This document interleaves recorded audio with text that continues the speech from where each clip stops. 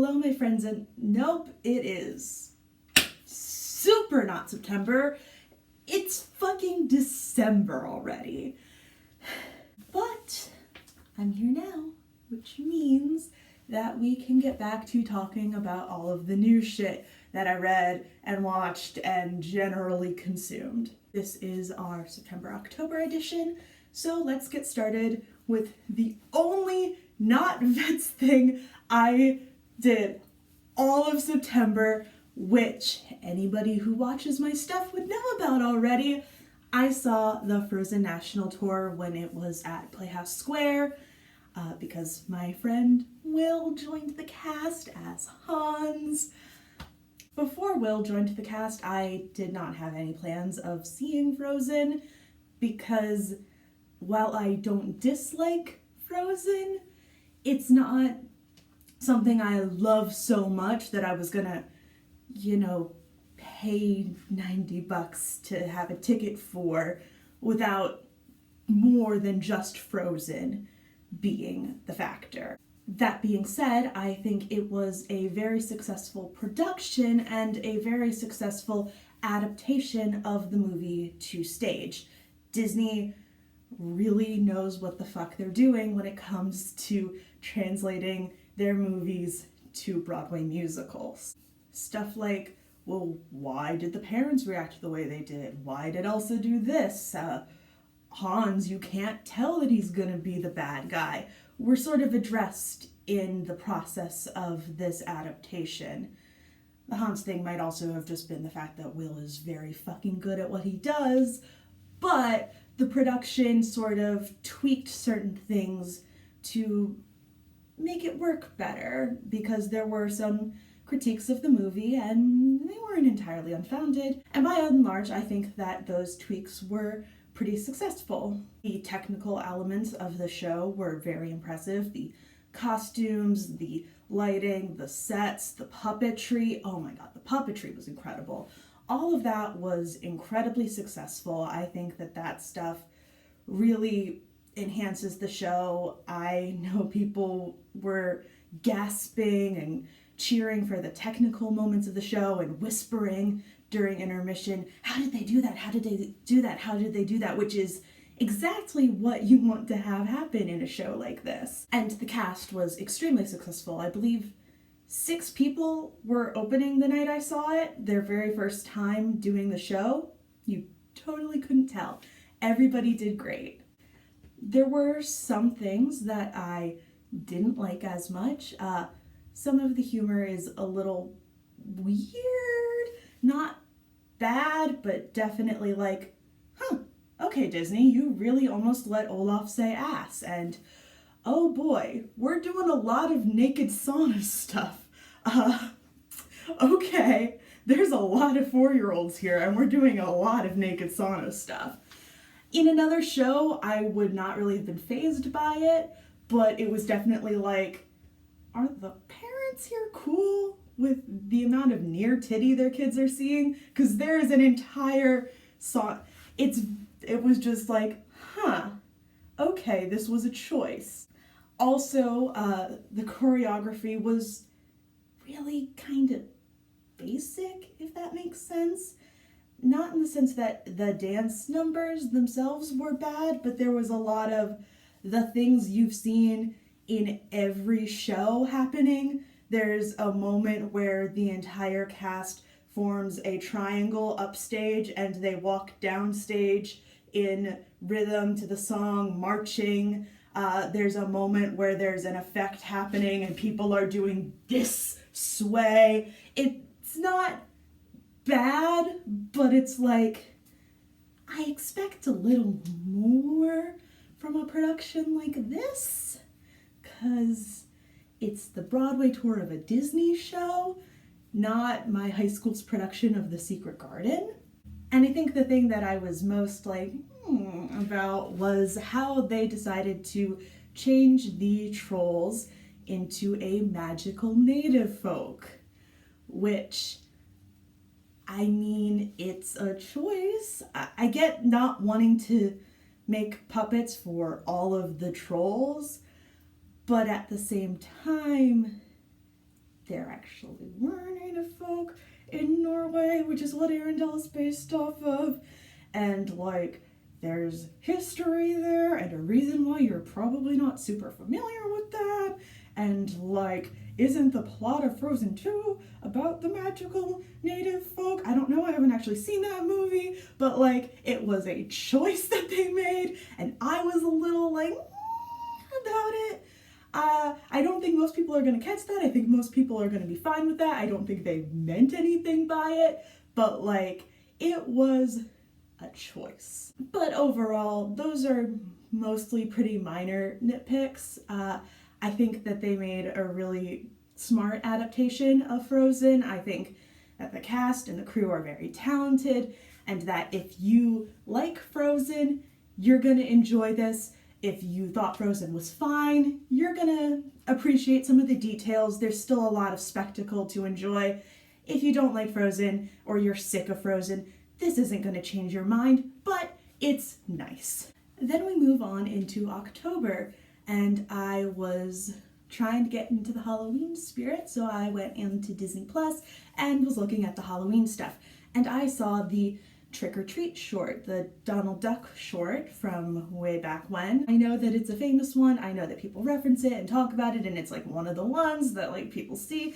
I didn't watch a lot of Mickey, Goofy, Donald shorts growing up. We just didn't have those as much. We had more of the Boomerang stuff than the Disney shorts, and so this was my first time watching it, and I thought it was really cute. I can see why people like it. I love the song with the Mellow Men. I love the Mellow Men. I love Thurl Ravenscroft. That was really great. I can see why it is a staple. I also watched Halloween Town for the first time that night.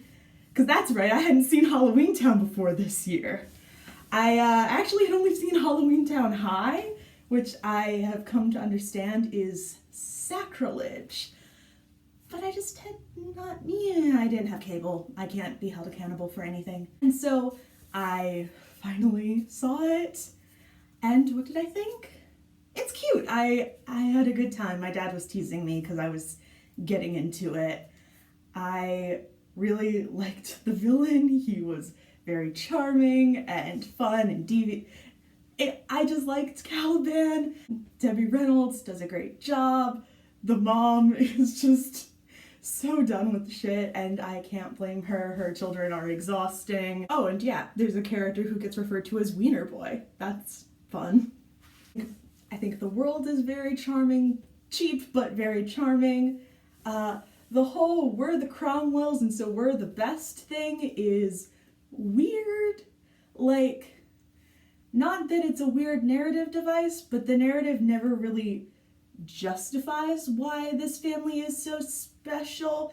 If it was like, oh, we're the descendants of Merlin, or oh, we did such and such, or this or that, like, you have to justify why the family is so special before you make such a big deal of them being special, you know? But that's a small gripe. It's a really cute movie. I see why everybody likes it so much.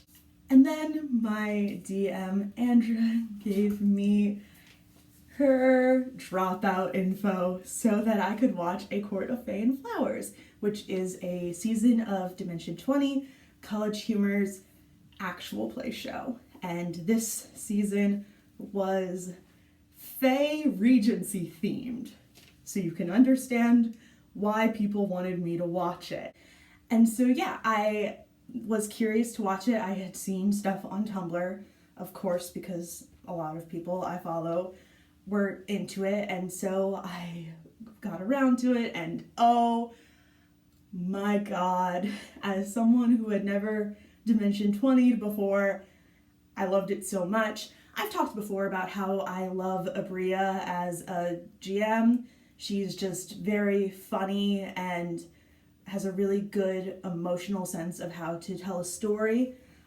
These players were all incredible. Special shout out to Lou Wilson for making the wildest shit endearing. The amount of messages I sent to Andrea that were essentially just Lou's name with like a bunch of extra vowels. I really loved Squawk. I loved all of the characters. There was a great pining Regency ship. We love Ruhab. There was so much drama and wonderful aesthetic, and the art was incredible, and the story was really interesting. It was just a really, really good time. If you like Regency shit and D&D, you're gonna like this. And I love both of those things, so it was perfect. And so then after that, I wanted to watch something else that was Dimension 20. So I watched Misfits in Magic, which is their Harry Potter parody thing, also GM'd by Abria, and it had other people that I loved, namely Erika Ishii, my beloved.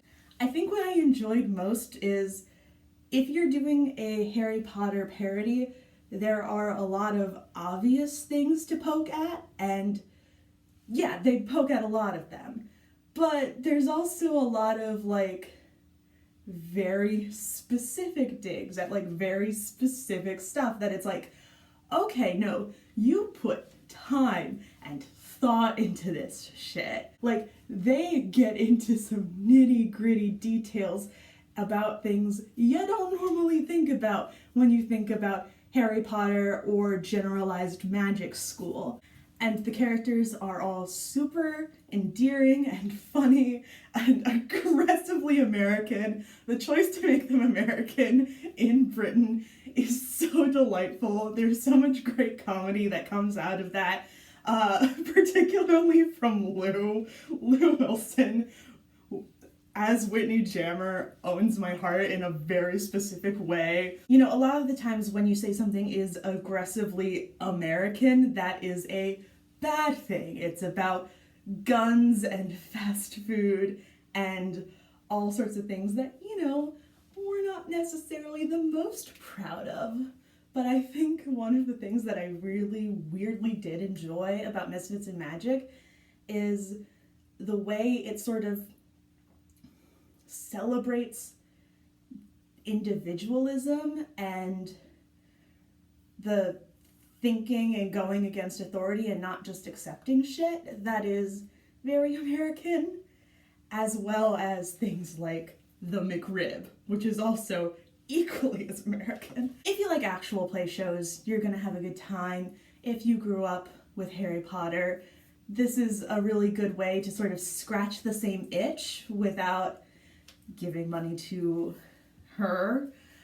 And it really is just a good time with some really entertaining people.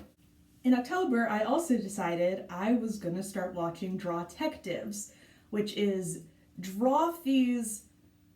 Calling it an actual play show is a little misleading because that implies that it is a game with a system that you could also play. It's more of just like a live role-playing thing. It's not even live. It's just a weird role-playing thing that they do. Julia is essentially the GM, and she draws all of the NPCs and creates these beautiful backgrounds and this wonderful murder mystery. And the other three have their characters. York, the wonderful dumbass half-orc, Grendon, the dog-walking dwarf, and Rose, the millennial. And they're trying to solve this mystery, and people keep fucking asking them to draw shit for some reason. It is very silly and very fun. You know, I have a soft spot for murder mysteries. They're just near and dear to my heart, and so any chance to murder mystery I will always take, and combining murder mystery and murder mystery aesthetics with drawfee goofy bullshit was wonderful. Julia draws so much incredible shit and has so many memorable characters that she designed for this season. And then the gang is just delightfully stupid. Like, they're actively participating in the murder. I don't want to mislead you. Like, they're not invested, but they're just having a blast, and it is delightful. Anybody who likes Drawfee should definitely watch Drawtectives. Anybody who likes actual play shows should try it out because it's an interesting variation on the format, and anybody who likes murder mysteries and goofing off would also probably enjoy it. Yeah, that is the stuff from September and October. Coming at you from early December, I can tell you that there's a lot of interesting stuff coming up. So I will see y'all later.